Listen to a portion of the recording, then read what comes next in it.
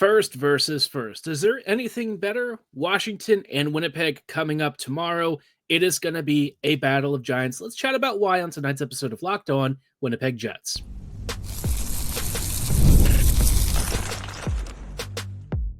You're Locked On the Hockey Jets, your daily podcast on the Winnipeg Jets, part of the Locked On Podcast Network, your team every day. Hey friends, and welcome to tonight's episode of Locked On Winnipeg Jets, part of the Locked On Podcast Network, your team every day. I'm your host, Harrison Lee, an avid Winnipeg Jets fan and an online blogger. You can follow me on Twitter at HLivingLoco and at LO_Winnipeg Jets. Thanks for making Locked On Jets your first listen of the day every day. If you like what you're hearing, be sure to like, follow, and subscribe on all of your favorite podcasting platforms and YouTube. Doing so, of course, is always free of charge and ensures you never miss another episode. Most of all, though, we just love and appreciate your support. Tonight's episode, we are previewing a titanic matchup of epic proportions, Winnipeg and Washington. What a game. I am excited. I am going. I can't wait. Before we dive into what to expect, just wanted to let you know that tonight's episode is brought to you by Gametime. Download the Gametime app, create an account, and use code LOCKEDONNHL for $20 off your first purchase. Now, this game, I have had circled on the calendar for a while now. I cannot say, though, that I ever expected this game months ago to be the top two teams in the NHL squaring off. I did not expect either the Caps or the Jets to both be in first in their respective conferences. Right now, the Jets are currently in first, but of course, the Washington Capitals have a game or two in hand, and so this is going to be a really interesting one. Two teams really peaking at the right times, I suppose, and what I think has been very fun to kind of watch with both of them is that my expectations for both were actually very similar. A year of growth, perhaps, maybe a retooling, kind of turning it over to the youth. And where the Jets kind of went more veteran heavy, Washington definitely went with the youth.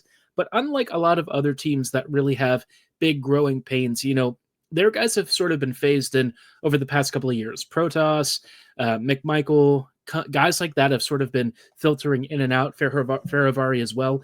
And all over the past couple of seasons, they've all grown considerably. And then you have the old guard like Ovechkin and Carlson and guys like that. Not a lot, mind you, but a couple of those dudes. And so they have this very interesting win by committee thing, but when you look at their lines, you start to realize where so much of their value is coming from. Up front, they're using Ovi, Strome, and Wilson on the first line. Ovi is, I think, 19 goals away as of right now from the goal-scoring record. Let's hope that we don't give him too many chances to add to that. Your second line is Protas, Dubois, and McMichael. Your third line is Radish, Eller, and Frank. And then your fourth is Duhaime, Dowd, and Mangiapane. Now, what I think stands out really noticeably here is that their top six has been doing a lot of the really heavy lifting. The 1-2 punch of Strome and Dubois, and I hate to say this, I know that we all have our thoughts about Dubois, but he has fit in very nicely. I think being more of this complementary center here in Washington, where I guess maybe there's less stress or something, I really couldn't tell you. It's been pretty noticeable for him that he's just kind of gone back to being good, right? I don't think that there's anything crazy in his game, but he's been productive. He is driving play and being sort of that big body who occasionally still takes off some shifts. But with the Caps, I mean, like, he's been a perfect fit. He helps at even strength and on the power play, all that stuff. It's a shame that, like, he just doesn't ever have a level to his game of consistency where you know what you're getting night in and night out. If he did, I think people would have a different impression of him. I know that I thought, when he first came to Winnipeg that it was going to end very differently, but he unfortunately proved a lot of Columbus fans right. So all I can say is I hope that he's figuring things out with the Caps, but hopefully the Jets kind of show him why they deserve to be in first over Washington right now. Elsewhere, you see some interesting names. Protas, I think, is one of the weirdest guys from previous seasons where he was sort of all gas, no brakes. And now he's kind of added a little more of a two-way impact to his game while still being all gas, no brakes. He is a great power forward with a nice shot. And for a dude his size, he is extremely mobile. He is probably like a Winnipeg fan's absolute dream player, skilled and big. But then, you've got players like Eller and Wilson and Ovi who have been there through the Cup years. Eller, of course, came back in a trade earlier this year. I look at this bottom six, and I think this is where the Jets do have an advantage. Winnipeg can really outduel this group. And I think when you have such a good top six for Washington, that's where the Jets really need to make hay. And without Lowry, I think that's going to be a little more challenging. Not that the Jets can't do it, but I do think that having Adam is such a huge matchup advantage. Lowry is such a wrecking ball in the offensive zone that, without him, it's going to be a little bit of a different experience. These teams both win by committee more so than one individual talent that stands above all the rest. And with the Jets, they've got a couple of those guys who are absolutely ripping it up right now in Scheifele and Connor and Velarde. Ehlers has really been turning it on lately. Perfetti has started to find his footing again. So I'm very intrigued. I do think Winnipeg actually comes away with a win here. I think it's going to be close. I think it's going to be like a 4-3 kind of game. On defense, the Caps are going to have Sandin and Carlson, Chychrun and Van Riemsdyk, and Faravari and Roy. This is a really good defense, especially the acquisition of Chychrun. I talked about him a couple of years ago and in the past couple of seasons as a guy that I was really hot to trot for. I kept saying time and again, wherever he goes, I think he's going to start exploding. And he has absolutely hit it out of the park with the Caps. I mean, he is constantly scoring. He is an incredible two-way puck mover, very offensively inclined. He is exactly the kind of guy I think the Jets needed. But they opted not to go for him, and I don't even know if there was really that much interest in him. I know the Jets have inquired about him in the past. Maybe the Jets, in the coming years will be a little more aggressive on deals like this and come away with a guy of his caliber. Elsewhere in net, you've got a choice between Thompson and Lindgren. I am 99% sure it's going to be Thompson because Lindgren played against the Sens, and I think the plan was to always use Thompson, who is going to be in the conversation as in a finalist, probably. I don't think that he really is all that close in terms of, the amount of work and stuff that he's actually doing, but he's been really good for Washington. So, this is going to be best on best in many senses of the word. And I'm very interested to know how the Jets approach this game. This is going to be one of the best teams Winnipeg has played in a while. And, given that the Jets have generally been beating up on mediocre or worse teams, but, they're getting a more tired Caps team, I just think that this is going to be a very back and forth, very even affair. Maybe the Jets really surprise us and kind of run away with it. I think if they do, that'd be pretty cool. But winning in DC is very hard. Even when the Caps are tired, when they're beat up, this squad really doesn't seem to have an off gear. They seemingly fight through some of the really bad shifts. They always have a power play, and Ovi is always prowling somewhere along the faceoff circles, looking for a chance to embarrass you. So I think it's going to be a close game. Again, I predict a 4-3 scoreline. Give me your prediction below. Do you think the Caps are going to win? Do you think the Jets are going to win? Let me know what you're thinking in the comments or at my social medias at HLivingLoco and at LO_Winnipeg Jets. While we are at it, of course, Winnipeg is also kind of monitoring the trade market. And I think for the Jets, there's a real chance that this could be a very fortuitous March or even earlier. And with Winnipeg dealing with an injury or two, just was announced that Morgan Barron is now week to week, and you're still missing Lowry week to week. It's starting to push a little bit on some of the reserves that the Jets have. And maybe this is where Winnipeg might be a little more aggressive in acquiring a center and a winger. And I've got some ideas for that from Seattle. We'll chat about that in just a brief moment. Before we go any further, though, did want to let you know about our friends and partners at Gametime. Attending NFL playoff games is always unforgettable, and I've been to, a couple of them over the past couple of years. Last year's was a little heartbreaking, but I wouldn't trade it for the world. Kansas City versus Baltimore. awesome experience, and Gametime actually helps me get there. Gametime also has a brand new feature that can help you get to games faster with even better deals called Gametime Picks. It filters out all the fluff to only show you incredible deals on the best seats. And you know what? Gametime even has all-in pricing, which you can toggle on to show you everything up front, and they even have features like Super Deal, which shows you some of the best values on an event, and you can even see seat views before you buy, so you're not going in blind. The on-time ticket delivery and lowest price guarantee always make sure you're in your seat with the best experience possible. Take the guesswork out of buying tickets and go with Gametime. Download the app, create an account, and be sure to use promo code LOCKEDONNHL for $20 off your first purchase. Terms apply. Again, create an account and redeem code LOCKEDONNHL for $20 off. Download Gametime today. Last-minute tickets, lowest price guaranteed. Hey friends, and welcome back to this episode of Locked On Winnipeg Jets, part of the Locked On Podcast Network, your team every day. Every day, thank you so much for rejoining us on tonight's episode as we are chatting about some interesting stuff.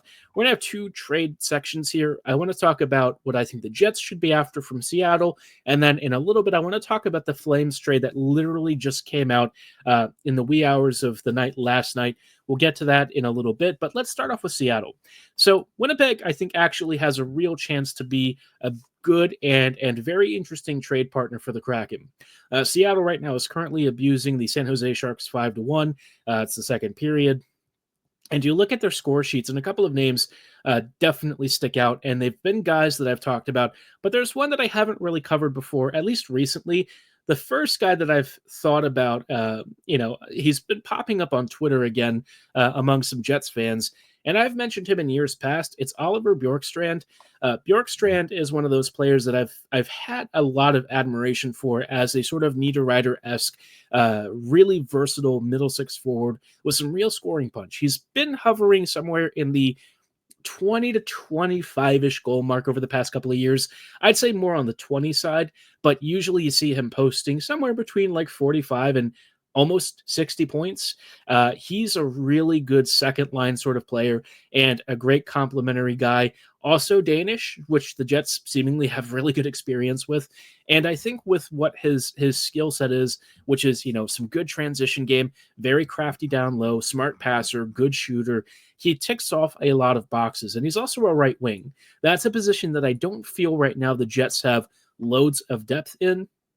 And with Bjorkstrand really not having a ton of time left on his current deal, I would honestly be really intrigued. Right now he's got 32 points in 51 games, and historically, ever since his Columbus days, has always been one of those analytical darlings. Maybe kind of like a Perot type for all of you who miss our good old boy Matthew. By the way, he was at the rink recently, and it was great to see him come for some locker room hugs and stuff. Just good vibes. But Bjorkstrand's got another year after this, so he's signed on a fairly good value contract.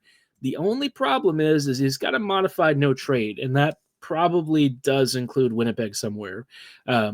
Would he waive, though? I would actually think yes. You meet up with Ehlers. You're one of your probably good contacts. I don't know if they're like close friends, but they're both Danish, so they've both played for the national team. They've probably had conversations. And, I think, the Jets could really do well with a nice $5.5 million cap hit here for a guy who's putting up everything that you want for a player in that price range. You could also look at another player I've had interest in, Jared McCann. McCann is a versatile top six guy who can play either center or out wide. I think predominantly he's been more out wide as of late. But, he can basically play anywhere. He's super, super cheap relative to his value. Like you're getting almost top line performance for like $5 million a season. And he's got a couple of years after this. Again, I think he also has some sort of no trade clause. Again, it's a modified thing. So you'd also have to ask him to waive.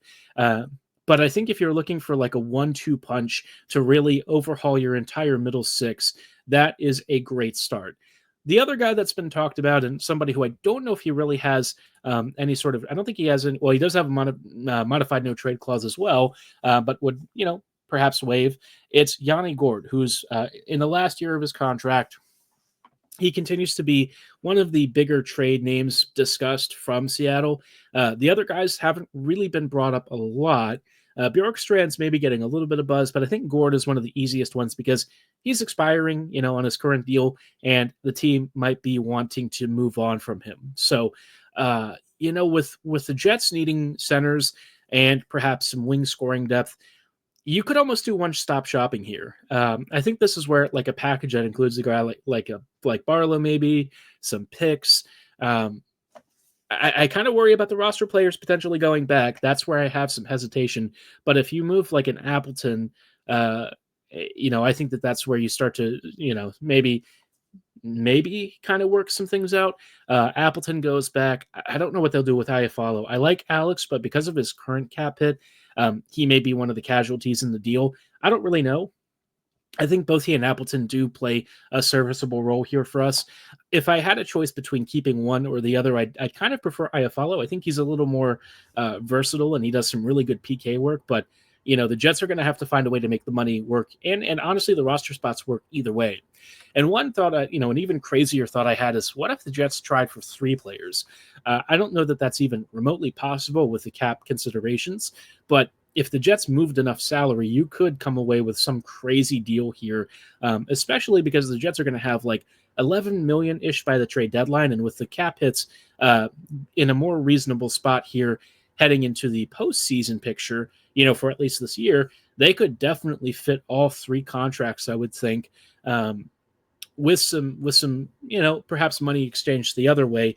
And you have basically an entire new top 9. Now, again, I don't see that happening because A, the Kraken probably don't want to give up that many players in one deal and not get a ton in roster players back. And B, I just think the assets and cap space and everything required to sort of navigate all of this may not really pan out for the Jets here. But at least 2 guys I think you could come away with. One other player that I still have a lot of interest in, and I know he went cheaply, and I knew that was going to be a problem for the Rangers, but Kaapo Kakko has been fantastic for the Kraken since getting traded. He's had like 15 points in 19 games so far. Hasn't had a point in tonight's game yet, but I kind of knew that he was going to do something good. I thought once he got away from the Rangers, the skill and talent that, made him who he is was going to finally show itself on a team that actually used him in the right way. And it seems like the Kraken have already really gotten a ton of value out of him. Easily one of the bigger thieving trades recently, a big heist for Seattle. They really didn't pay that much for him. Great return already. And I think he's going to be a staple for them for some seasons. But if he's not really married to staying there, I wonder if he'd be willing to come to the Jets. And, for me, like I said, Winnipeg should be looking at players like this who are kind of on the younger side, who maybe have some reclamation ability, but who have some underlying numbers in their stats profile that suggest there's a really good player there. And I thought, looking at Kakko's numbers coming into, before the Kraken trade, I thought he looked like a guy who was just waiting for a breakout season. And it seems like that is finally coming true for him. So good for him. He's had almost as many points as he had in New York, but in like 10 less games from the start of the season. So, congrats to him. He seems like a nice dude, and I'm just happy that he's finally starting to get, some recognition for the skill and talent that he naturally possesses. So for the Jets, I wonder what a deal would involve. You have to move out some salary. You have to move out some prospects and picks. I wouldn't be shocked if the ask includes, a Barlow or a Lambert or something. There's the Lambert and that caliber of prospect. I feel like I'm a little iffy about moving. If it was for a Pettersson, I would feel a lot more strongly about it. The other side of me kind of struggles because I also am, completely aware that you're talking about players with some term. In this case, if I'm talking about McCann and Bjorkstrand or just Bjorkstrand, you do have to pay up. And, the Kraken probably want to get younger and more skilled. Lambert kind of seems like a natural fit there, actually. You've got another Shane Wrighty type, talented, maybe a little raw, but with some real potential. I think it, for me as a fan, would be personally very difficult. But the other side of the coin is this is Winnipeg's window. We're looking at the best couple of seasons the Jets may have in Hellebuck's remainder of his career to go for a cup. The playoff field's weak. The Jets can really make themselves over the top good. I still just have this feeling like the Jets aren't going to have to give up a prize pig to get to that point. And I wonder if, whether it's Seattle or another trade partner, if the Jets can work some good deals. Winnipeg has traditionally been a little stingy with how much it's given out. They are more free with their first round picks, but when it comes to prospects, you really don't see them moving a lot. And so I kind of wonder how the Jets are going to navigate this, because if you do a multiplayer deal with the Kraken, you're going to be giving up something pretty decent, but maybe the Jets aren't going to have to do that. So something to keep an eye on. I do expect Heinola to probably be included in one of these trades, unless they keep him around because he's got a cheap cap hit and he's already signed the deal. But it'd be a shame if he spends another season, kind of rotting half of it in the press box. I really wish that he'd get a little more ice time. I think he kind of deserves it. Every time he plays a good game, he then gets benched not long after. So maybe for once he'll actually get some ice time somewhere, whether it's Winnipeg or another team. But amidst all of this, I thought the trades have already started breaking out. We've had a big one between Calgary and Philadelphia. Want to chat about that in a brief moment, because this deal actually had a player that I was interested in Winnipeg perhaps targeting, maybe one of those Kako sort of reclamation types, but perhaps he would have been an intriguing gamble. But, obviously that didn't happen. So we'll chat about the implications of this deal and who actually may have won this one, so to speak, in just a brief moment. Hey, friends, and welcome back to this episode of Locked On Winnipeg Jets, part of the Locked On Podcast Network, your team every day. Every day, thank you so much for rejoining us on tonight's episode, as we are just wrapping up a little bit with some trade thoughts. Obviously, I was just talking about Winnipeg perhaps trading with the Kraken. And you know what? The deal with Calgary and Philadelphia may have some sort of a template for a multiplayer trade like I was just talking about. And with the Jets, perhaps trying to make some kind of one-stop shop package, this Calgary template is a little interesting, right? They've done a deal with the Philadelphia Flyers that involved Kuzmenko, Peltier, a second and a seventh rounder in exchange for Joel Farabee and Morgan Frost. Now, Frost was the guy that I was interested in. He's had a bit of a down season, and he always seems to have this cycle of being much better in the second half of seasons, while the first half or first third's a little bit slow. But, he plays a prime position down the middle. He's at a reasonably young age at like 24, and I thought he would have been an intriguing fit for the Jets. But, obviously, again, kind of a reclamation project sort of player, and maybe not as consistent as the Jets would want to have for a potential 2C role. That said, I think Winnipeg at some point will have to get comfortable with making some risks like this. But this trade feels a little strange to me, because most of it was motivated for getting Kuzmenko to the Flyers to play with Michkov. Both of those guys played together. It'd be a familiarity thing. And it happening in the backdrop of Michkov and Torts having it out along the bench is just really funny. I thought that's just like such a Tortorella thing to happen, is to fight with your player who, the front office is now trying to make happier with another of one of his old teammates. Just how Philadelphia Flyers is that, man. But this trade, I just, when I look at it, I kind of wonder for the Flyers what this really does other than makes, one of your young talents happier. You're not really fighting for a playoff spot. I mean, they are in the hunt technically, but you don't look at them as a real playoff contender. They are too inconsistent. They have too many gaps.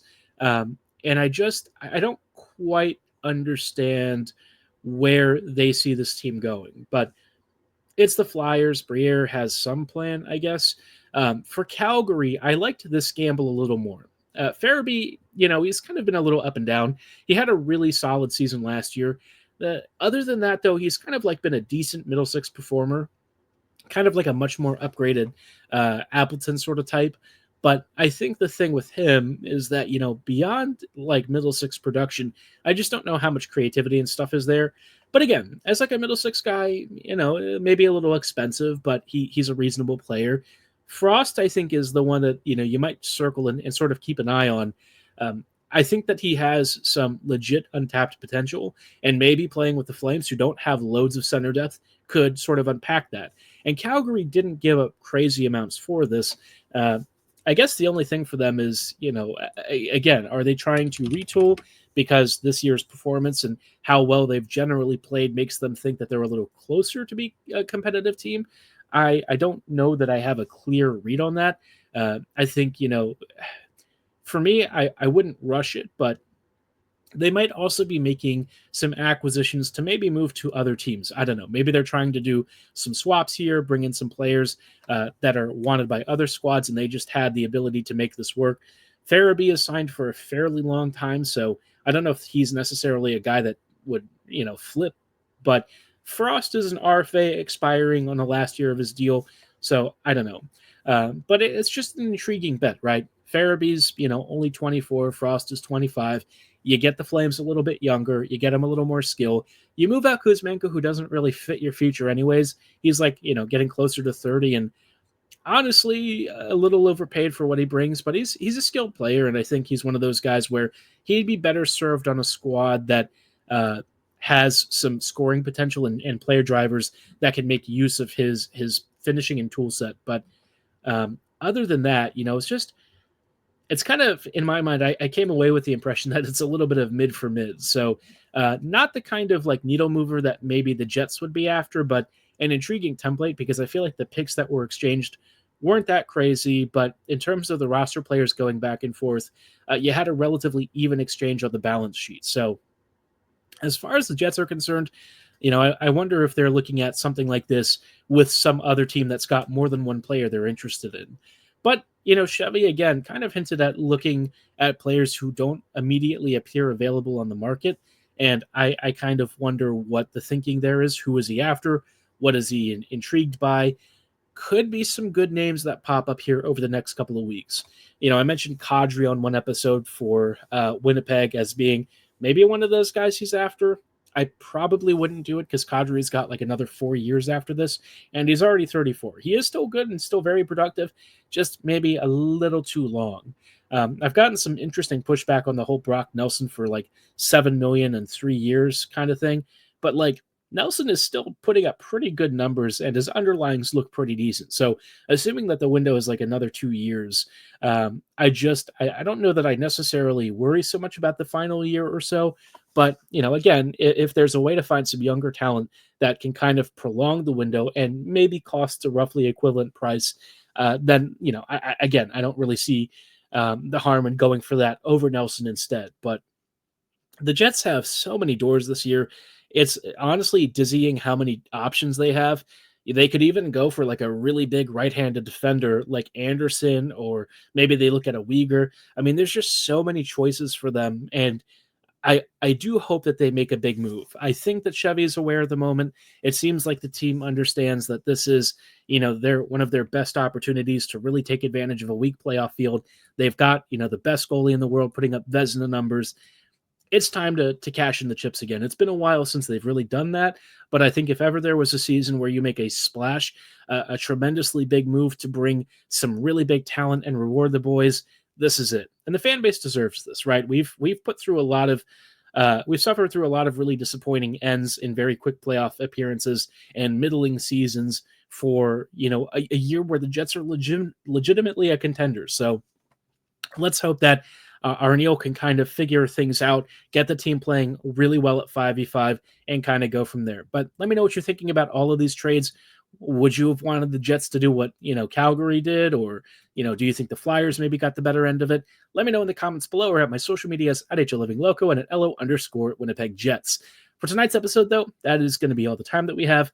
Thanks so much for listening over the weekend. As an apology, I guess, for the missed episode on Wednesday, we will have an episode recapping my trip to DC against Washington. But we'll let you know about all of that on the next episode coming this weekend. But for tonight's show, all the time that we have, thanks for listening. Have a great night. And as always, go Jets go.